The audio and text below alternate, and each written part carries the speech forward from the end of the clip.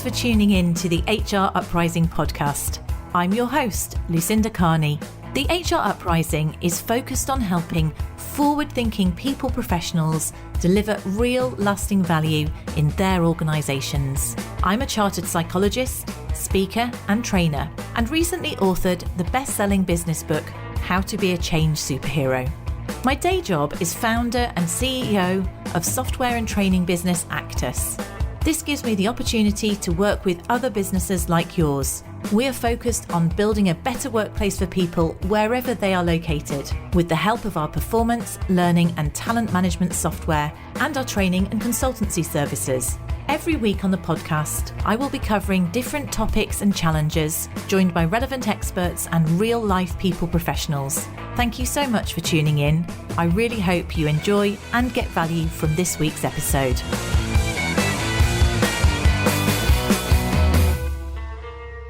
Hello and welcome to this week's HR Uprising podcast. And this week I'm talking to Kate Jones from Neon. Now she's a consultant and coach, and she's got a unique take, in my opinion, on leadership, culture, well-being. So we're going to explore lots of those and how they might be a pathway for organisational success. Kate, would you like to give me a little bit of introduction about your background and why you're interested in this area? Yes, thank you for having me, Lucinda. So I am, a leadership coach and consultant. I founded Neon in 2013. It was actually kind of the beginning of chapter 3 of my career. So chapter 1 was in frontline social work and probation work, which is where I learned a lot about facilitating change in individuals. And I then, chapter 2, I made what some people found quite a radical move from social work into management consulting. And I joined a PA consulting group, and there spent 10 years largely sort of facilitating change in teams and organisational systems, and then trained as a coach towards the latter part of those 10 years, and then left in order to do my own thing, which resulted in setting up Neon. And so, I specialize in helping organizations to develop what I call deeply human leadership capability as a means of helping those organizations be more of a force for good, both in terms of the work that they do, because I specialize in working with purpose-led organizations. So being more of a force for good in terms of the work that they do and the impact that work has in the world, but also in terms of the cultures that they create and the environments that enable people to thrive and do their best work. So I do that through individual and team coaching, designing leadership development programs. I do facilitation, keynote speaking, and I do actually do some life coaching for people who often, it turns out, people who are wanting to escape that organizational world that is no longer working for them and is no longer making them feel either happy or fulfilled and are wanting something different for themselves. So that's probably about 20% of my work. So that's quite, I like the way you've divided things into chapters. That's quite an interesting link. But I suppose let's just drill into the purpose thing, because funny enough, literally this morning, I saw a headline saying that this generation are giving up work for more purpose-driven pursuits, or something about purpose being lacking, or people are looking for more. Is that your take on this?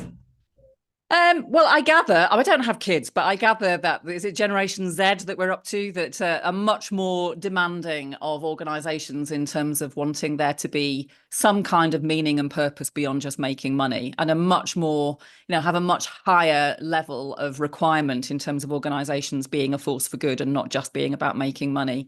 So that's one thing. So I think there is a generational thing that is happening, but I think there's also something about that. There's that kind of classic midlife crisis that takes place for so many people, whereby chapter 1 of their lives is largely about kind of proving themselves, which often means kind of entering the rat race in some way, shape or form, and chasing some sort of traditional or conventional measure of success in terms of pay and promotion and status.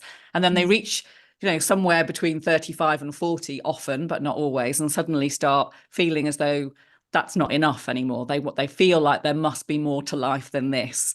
And, sometimes that's just a kind of natural evolution of getting older. Sometimes it's a result of some sort of life event that takes place, which kind of forces people to question the way that they've been living so far. But so I think, depending on different kind of subsections of the population, it happens for different reasons. But I do think that there is a growing need for organisations to be driven by something more than simply the bottom line. Yeah. I mean, it's my head's gone on lots of things there, really. I was thinking about I do remember my first role. I worked for a pharmaceutical company, and I have to say, at the time, I thought that was quite purposeful because you were helping people get better. But although I admit that they might have been charging the NHS too much money, so there's a little bit in terms of whether yeah. But I went from that sort of pharma company to a telecoms company, and I found it less purposeful, I suppose, just in terms of the buying into things. You started out in social care, so there's much more of a direct link to feeling like you're doing something to improve others, to help others. But then I suppose purpose could also be where Gen Z or anyone is expecting an organisation to do stuff about being more sustainable. All these sort of things appear to be more important, more visible. Organisations need to be seen to be doing more about that. Whether that's coming from the employees, I'm not 100% sure as to where it comes from. Or is it more that we can just expect those things? Because again, I think 20, 30 years ago, I'm not sure whether, as a Gen Xer, whether or not we even thought we could expect things of business. I agree. I mean, I don't think that, I mean, when I think about back to when I started my career, I mean, I was very lucky. I went to Oxford and was kind of, I don't know, I think I was probably expected to do all kinds of more traditional things like management consulting, which when I first graduated was like one of the last things on God's earth that I wanted to do. I sort of did the opposite thing in a way. I sort of wanted to do something that had some meaning to me.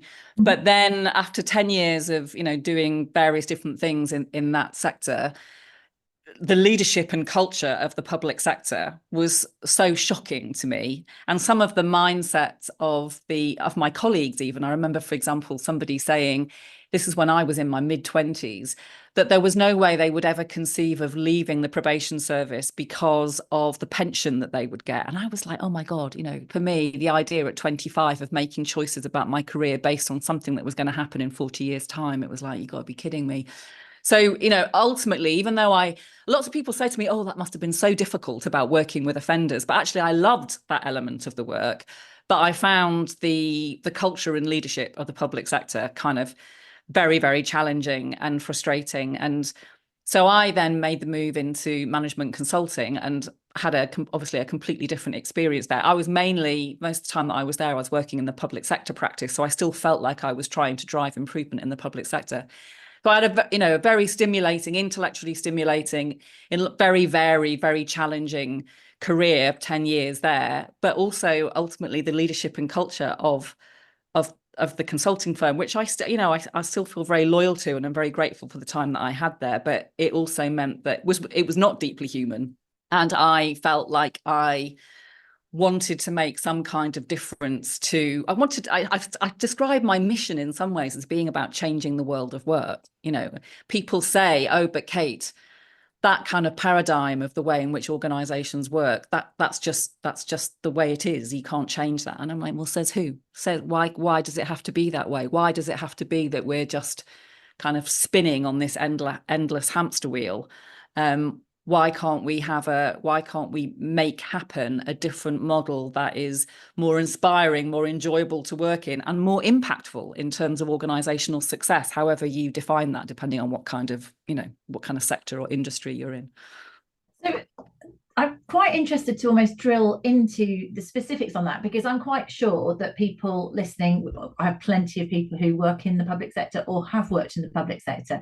Certainly I've worked with, again, I felt like I had a mission. I wanted to go and work in the NHS, as in a management role in the NHS, but then I've ended up working with them indirectly. And some of the challenges, and same with third sector, sometimes the cultures, sometimes it's surprising that it doesn't necessarily, it's not compatible with what you consider to be a very human industry. Exactly. And so was that your experience? How would you describe that sort of culture, and why do you think it is the way it is, and what could we do about it as HR professionals, or you in a management consultancy, or someone in an OD or cultural role? How can we improve it? What's your take on it? So in terms of, I think you're completely right. I think that type of culture a lot of people like to think that it's just in the corporate world that things are particularly kind of bad, in inverted commas. In my experience, it's very similar actually in the not-for-profit world, or in the what I would call purpose-led world, which of course can be, you know, private sector as well as, I don't know, kind of voluntary sector or what have you. But so I describe it as the hamster wheel culture, which is, you know, a culture of busyness, spinning endlessly on a frenetic wheel of busyness, where you don't have time to think about what you're doing. You don't have time to connect with yourself or to other people. You definitely don't have time to be creative in the way in which you go about your work. You're usually exhausted. You're at best exhausted and at worst burnt out. And you're definitely, in my opinion, not best positioned to be able to do your best work. So it's neither conducive to individual well-being, nor is it conducive to organisational success. I think in the corporate world, it's driven, you know, the motivators for individuals are often different. So in the corporate world, people's, you know, what people are chasing is you know, what success looks like is usually something related to kind of profit and let's call it profit and position, which, you know, it's fine. Everybody kind of makes a choice about that. In the purpose-led sector, it's usually about making a difference. You know, and a great desire to make a difference. And the world being as it is, there's always more work to do, and it can feel completely overwhelming. So that's how I would describe the sort of, you know, let's call it the prevailing organizational paradigm, which I see everywhere. And from 20 plus years of consulting across different sectors and industries, I see it absolutely everywhere. And what's in some ways more worrying is that people seem to accept that that's just the way it is. Like, there's nothing we can do about it. And that's where, you know, my position is, well, says who? You know, who says that we can't do anything about it? We can, and so maybe that takes us into the last bit of your question, I think, which was what can kind of HR and OD people do about it? Well, it's kind of massive question, I guess. But I think, so my view is that you can't do anything, you can't change anything or achieve anything within organizations without leadership. Leadership on its own can't do everything, but you can't do anything without leadership. And so kind of making leadership and culture a business issue is, I think, one of the most important things that HR and L&D can do. Because I think what can often happen is that HR and L&D interventions can end up being kind of standalone things that are not owned or sponsored or seen as value adding by the business, and therefore are sort of almost seen as a kind of separate. Some people find them enjoyable, some people don't. Some people kind of would rather stick pins in their eyes than go on another sort of leadership development program. So there's something, you know, and I come across lots of HR people who have culture as their responsibility, which, you know, I'd be interested in your view on this actually. But, you know, my view is that that's really dangerous, because it creates that kind of separation between it, kind of leaves it as though it's, you know, people, leadership and culture, that's HR's responsibility. It's like, no, it's not. No, it's not. It's the business's responsibility. Yeah. Certainly, in terms of it's everyone's ability to affect. They can only do so much of it. We are, aren't we? And that's the interesting thing. The purpose piece, though. So I completely agree with your paradigms in terms of you've got those things in terms of the purpose versus profit. HR have got to therefore influence leadership or get people to explore. Is there anything different in terms of, or when you're saying we can do something about it, what's better? What is purpose? What is deeply human? Is it about people's values or being more values driven? What would be different if we went to paradigms? Well, so the way that I describe deeply human leadership, I talk about the 5 C's of deeply human leadership. So there's the first of which is clarity of purpose. So, you know, immediately speaking to your kind of purpose point, but that's not just for me about, you know, a deeply human leader is not only somebody who is very clear about what they stand for individually and what the organization stands for, but is also somebody who's able to bring that to life day to day for people in their day-to-day work. Because again, you know, in the purpose-led sector, those organisations are a step ahead in terms of, the kind of purpose that they stand for, be it Save the Children or Shelter or, whichever kind of, or the NHS or whichever kind of organisation you want to point to. But unfortunately, internally, sometimes the reality of those organisations can be very different. And because people are so caught in that hamster wheel, they don't feel so connected to that sense of purpose. They can't make the connection. They don't feel there's a connection between all that stuff that they're kind of constantly spinning on that hamster wheel to try to do, and then the kind of sense of purpose, which was the thing probably that brought them into that organization in the first place. So clarity of purpose is the first one. The second one is connection. So that's all about relationship. And so many organizations have transactional cultures where it's not about relationship really at all. It's just about people being a means to an end of getting stuff done.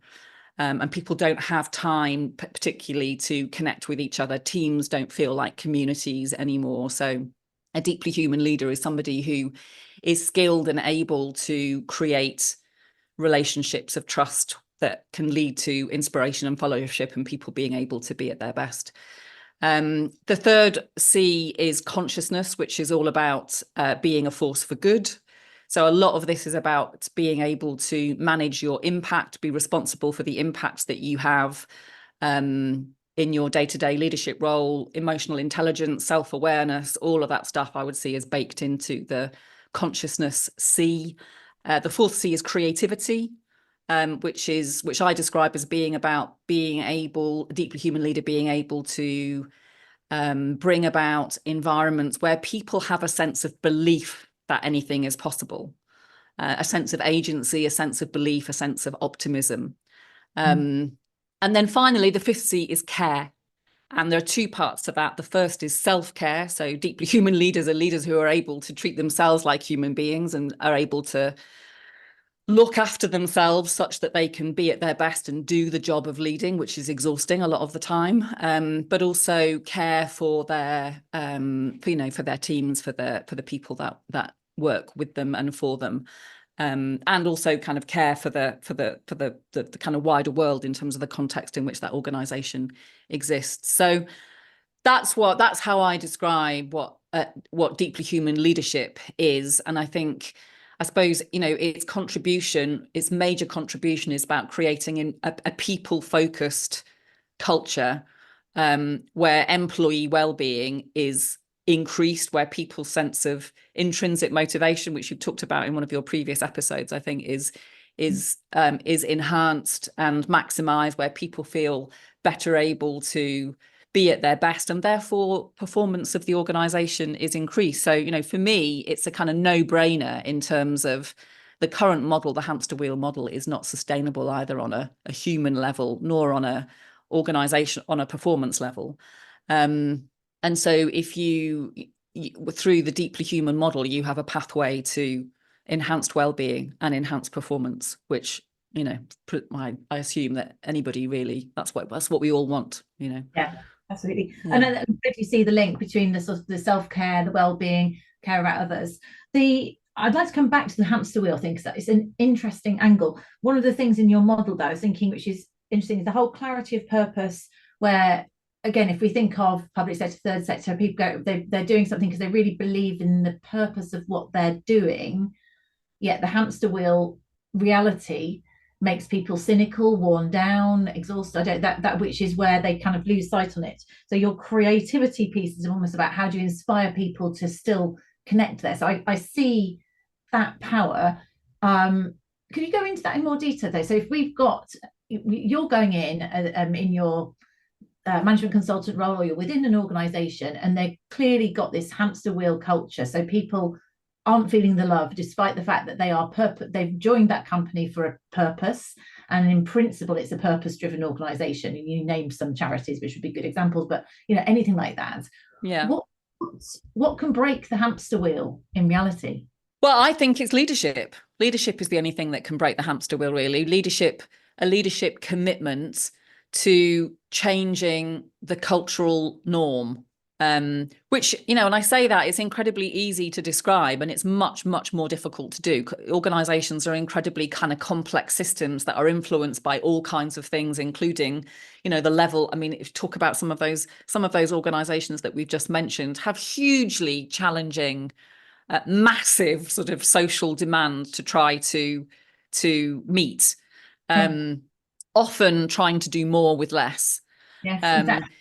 Yeah. So I'm not suggesting for a moment that it's straightforward, but it has to start with leadership. And I think, you know, there's a strategic component to this, as well as a, if you like, a sort of leadership culture element to it. So there's something about business strategy or organizational strategy, and kind of because often I think organizations, there's a tendency to want to do everything. So that, you know, there's all kinds of dimensions to this, including organizational strategy. But then it comes down to, what is it that you're modeling as a leadership team? What kind of culture are you promoting? To what extent are you demonstrably caring for your employees in a way that feels meaningful?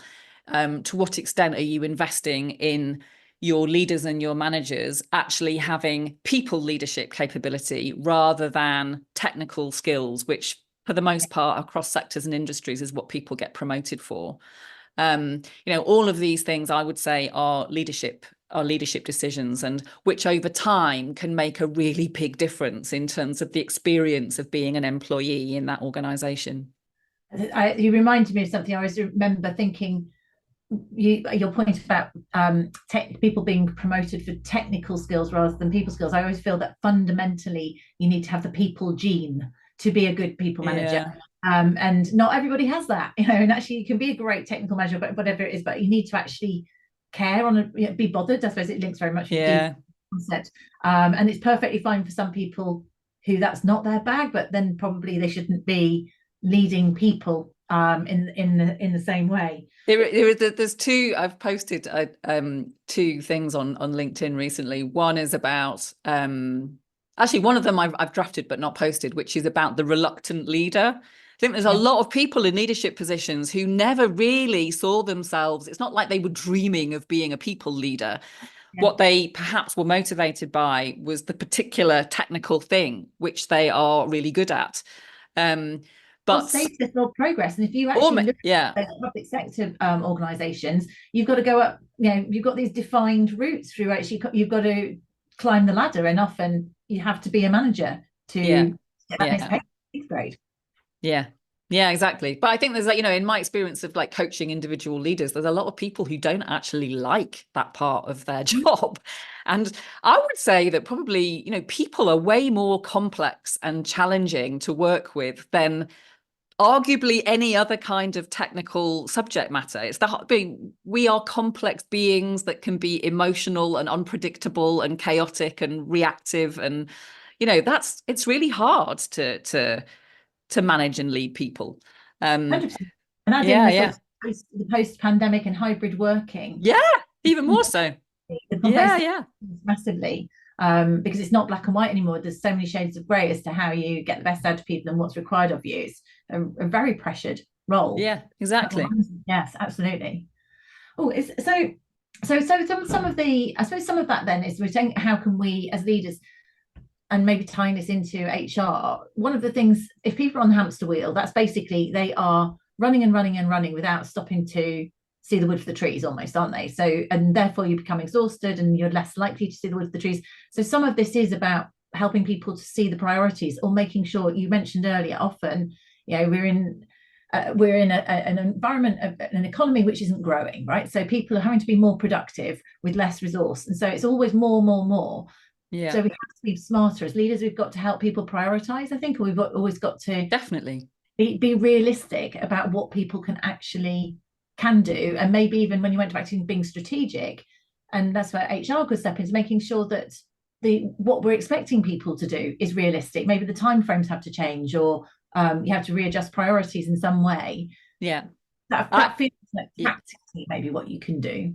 Well, so for me, that is related to the kind of clarity of purpose stuff in terms of what that might look like in practice. Some of it is about being able to help your team see which bits of all the stuff that is coming their way is really high value adding, rather than, you know, because I think it's very easy. There's this kind of epidemic of busyness that is around for all of us, I think, in our personal lives and in all our professional lives. And I know I feel it myself. And sometimes it can be they can feel more comfortable to power through a to-do list of tasks, none of which are necessarily particularly, I don't know, important as opposed to urgent, going, the kind of Covey thing.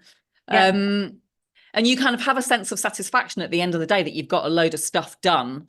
But whether or not those things are necessarily the things that are going to add most value or facilitate progress towards the stated purpose of the organisation or your sense of purpose as an individual is an entirely different matter. So I think that, leaders being better able to guide their teams in being able to sift through and identify the stuff that is really going to make a difference, and that and that is a way to enhance the value adding capability of the organization, but also for those individuals to feel a sense of satisfaction at the end of the day, rather than feel, I've worked with so many teams who are churning through like long hours, feeling absolutely knackered at the end of the day or at the end of the week, but don't really feel as though they've made any progress. And that's just utterly soul destroying, to be working so hard and not feeling as though you're making much of a difference. It's fascinating. That whole, the co-motion must be, well, in fact, it was an Eisenhower before that. It's been around a long time, the whole sort of importance versus urgency. But it's probably never been more relevant, as you say, because the whole thing, as you say, if you're doing something that's important, you get that sense of satisfaction. So as leaders, are we helping people to understand what's important, particularly in an environment where priorities might be shifting?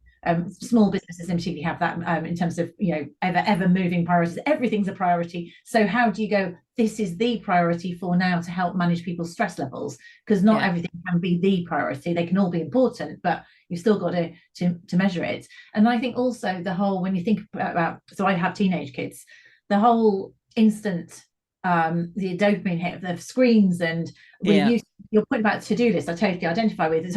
I've been guilty of writing things on a to-do list in order to get the me too. Brilliant. And it's that whole thing, isn't it, that actually people feeling productive and getting that balance, all this sort of the short-term focus, which draws us more and more into the urgency. So we look for urgent because you get a dopamine hit, and that makes it even less effective. So you have got this vicious cycle of spending more time on the stuff that's not necessarily taking you where you want to go or where the business needs to go. So it's very much so this, I suppose then this links into, I'm thinking, a manager's ability to coach as well, telling people what's there, but helping people think what's important, to think for themselves, to be able to prioritize what they're doing in their own time, and also think about this links into people. Some people will work and then won't spend time on what's important to them outside of work, and that's when you find out some things as well, isn't it? Yeah, well, unsurprisingly, I'm a massive fan of kind of coaching cultures. So within that kind of C, the connection C of the 5 C's, a coaching culture is fundamentally a relationship orientated culture, which I just believe is a sort of pathway to greater well-being and therefore also greater performance. So I totally agree with you. I can't remember I was going to make another point, but I can't now remember what it was. Well, let's come back, because one of the connection one that also occurred to me is, I think that in itself is a stress reliever. Having healthy relationships, spent sense. Yes, completely. All of those things, encouraging people to build connections. And again, if they're in a hybrid environment, how do you do that? Where you might have had a chat and gone for lunch with someone or something like that. How can you encourage those real face-to-face recharging, that you're deeply human thing? I think my team, we all work completely virtually, but actually in some sense you get together and it feels different. It just feels different, doesn't it? I totally agree. Agree. The other thing I was going to mention was so some of this, obviously there's been a lot more chat about employee well-being since COVID, all of which I welcome. The extent to which it's made a material difference on many organisational environments, I'm not as sure. There's now the 4-day week is kind of talk of the town, and I don't have a problem with the idea of a 4-day week. What I do have a problem with is doing absolutely nothing about your organisational culture, but then promoting a 4-day week so you give people an extra day to recover from the awfulness of the experience of the 4 days, and then get them to come back to exactly the same culture that existed previously. I just think there's got a bit, that's just short-sighted. That's kind of more hamster wheel stuff, if you like. But I've kind of got my own what I call employee well-being equation, which was kind of inspired in a way by the trust equation, which, you know, I'm sure that you are familiar with this idea, well, without going into the kind of what the trust equation, but the trust equation kind of tries to break down the different elements that that build trust in an individual. But so I took the kind of same idea, but created one for employee well-being. And so employee well-being for me equals deeply human leadership plus deeply human culture plus deeply human infrastructure, by which I'm talking about all the stuff, the processes, systems, and structures that kind of embed and sustain and reinforce a culture and a kind of way of being at work. Multiplied by employee responsibility.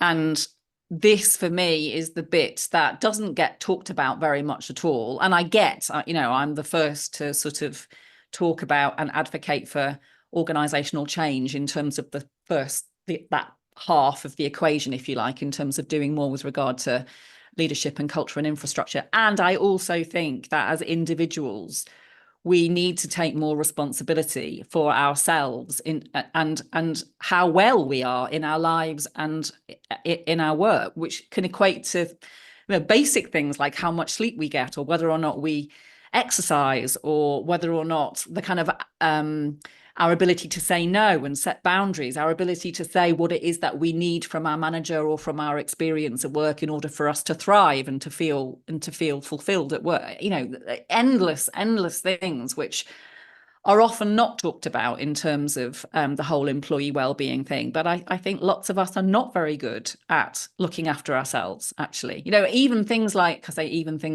having, you know, there's so many people who are driven beyond the boundaries of their own kind of well-being to achieve, and who end up kind of totally on their knees. Yes, there are certain organisational cultures that I think exploit that kind of mindset.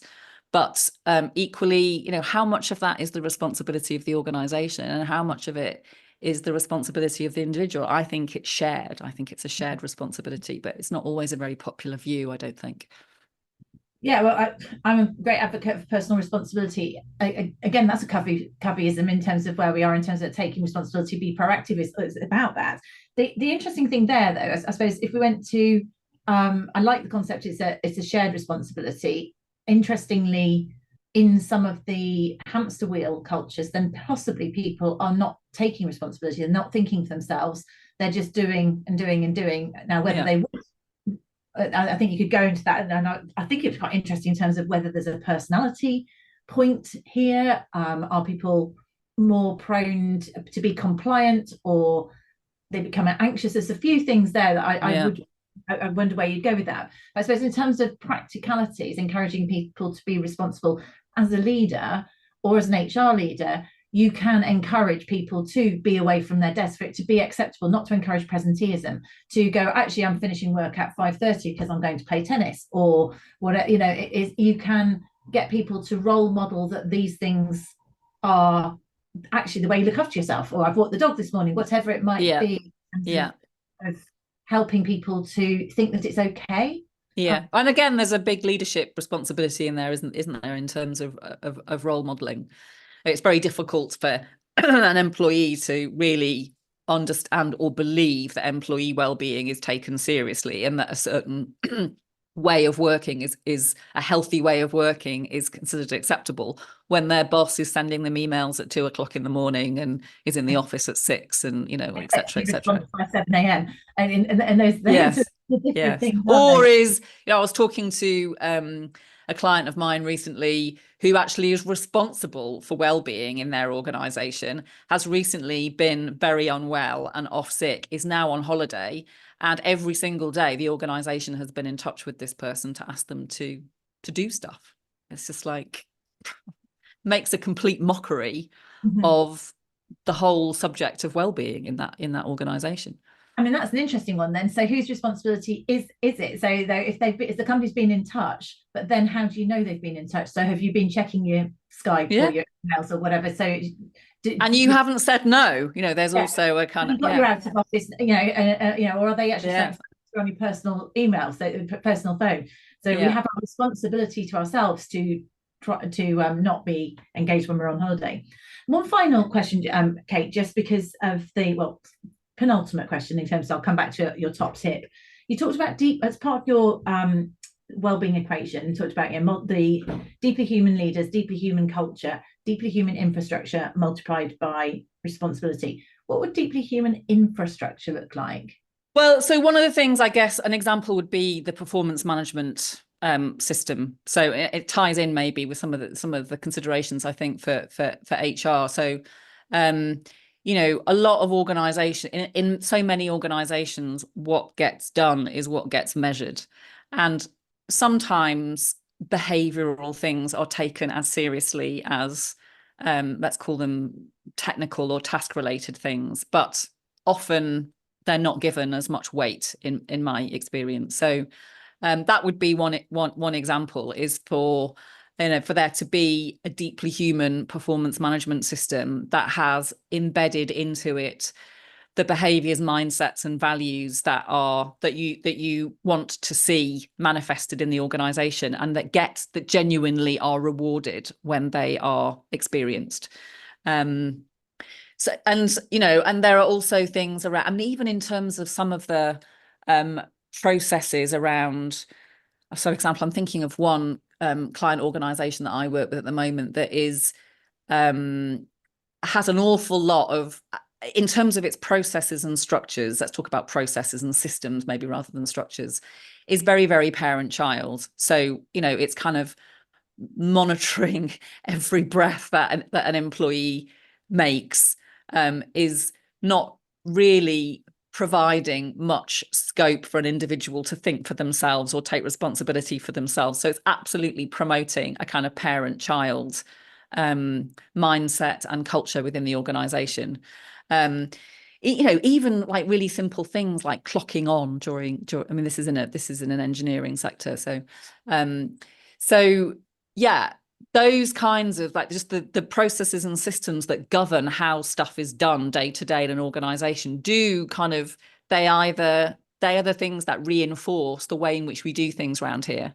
And so, I mean, coming on to the question about what HR can do, again, it's about making sure that, I think particularly with regards to, I mean, HR sometimes includes L&D, sometimes it's separate, but learning and development interventions can sometimes be developed in isolation from anything else. And then people wonder why they don't really make that much of a difference. People might have an enjoyable, or better still, enlightening experience in, let's say, a leadership program, but then they come back into their day-to-day work. None of that is really picked up by anybody. They have no conversation with anybody around them. All the ways in which they're being required to work, the pace at which they're being required to work, the type of stuff they're being asked to do, the things that they're being rewarded on, really don't really bear any similarity to what they've learned in that kind of leadership development experience. So there's so much, I think, that needs to be, all of these things, like an ecosystem, right? An organization is an ecosystem with everything having a knock-on effect, leadership and culture and systems and processes, etc. So, yeah. So would that be your top tip, maybe to HR, almost, to think about it as an ecosystem, think about how things interact and not just work on things in isolation? So if you're an L&D or HR, join these things up in terms of the purpose of the organization, how the leaders operate, your systems and processes. See it all. You said earlier, it's also see it more strategically. Definitely, for it to be grounded in both business and leadership strategy, for one, and secondly, to do everything possible to make sure that it's business owned, rather than it being they're just sitting with HR and everybody else is kind of getting on with what they see as the business, and the other stuff is just seen as, oh, that's HR's job. In fact, that almost goes full circle and totally makes that point, because HR's the only job that's got human in it. Yes, they're sort of saying, so you do the human bit, the rest of us all do. No, everyone's got ownership responsibility for the human bit. Kate, exactly. You've got a community you mentioned earlier. Do you want to just give a shout out to that, and we can put a link in the show notes? Was it Deeply Human Culture Club that you? Yeah, that'd be lovely. So basically, I was getting a lot of the whole kind of concept of deeply human leadership and organizations has obviously resonated a lot for people. And so I started to wonder, to think, oh, wouldn't it be great if I could facilitate a community of people very deliberately from across different sectors and industries and geographies who shared an interest and a set of values really around ways in which to lead and run organizations, and also a kind of shared sense of purpose around changing the world of work and believing that the world of work could be different. So I set up this community called the Deeply Human Culture Club in earlier this year.